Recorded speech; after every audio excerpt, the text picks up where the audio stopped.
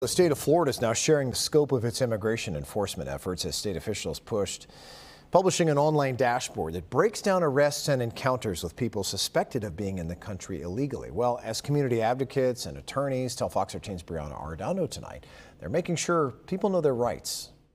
Immigration enforcement efforts are heating up in Florida. We're helping deliver people here illegally to the feds and ICE and DHS, and that's continuing. On October 3rd, state officials from the Florida Board of Immigration Enforcement published an online dashboard with who they've encountered since August 1st. As people come in illegally that are detained and processed, they are removed from Florida very quickly now. According to the website, law enforcement had more than 5,000 encounters with people suspected of being in the country illegally. Of those, more than 4,000 people were arrested, and more than half of those arrests were under the 287G agreements. So 287G agreements are agreements where local law enforcement, so you're looking at people like police departments, sheriff offices, or correctional facilities, where they would have an agreement in place with the federal government, so with ICE, and the agreement extends to enforcement, it extends to detention. Tampa immigration attorney Jamila Little helps people navigate these encounters and arrests here in Florida and across the country. We just actually had to file bond today for one of our clients who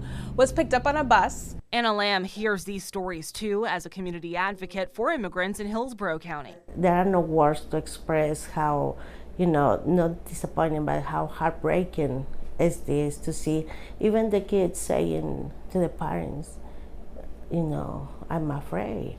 The state's dashboard says law enforcement had the most contact with people from Mexico, Guatemala, Honduras, Cuba, Nicaragua, and Venezuela. 27 people were U.S. citizens. Of those thousands, some were arrested on federal immigration charges, others on local or state charges, or not arrested at all. It's impacting families. It's not only financially, but it's emotionally, legally.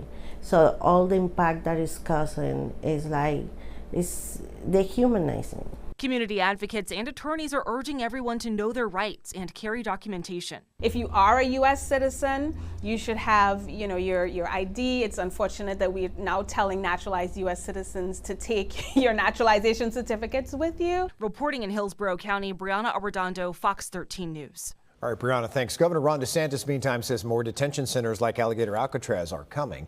He said that this week that Northwest Florida will soon have a center where people can be processed for illegal immigration.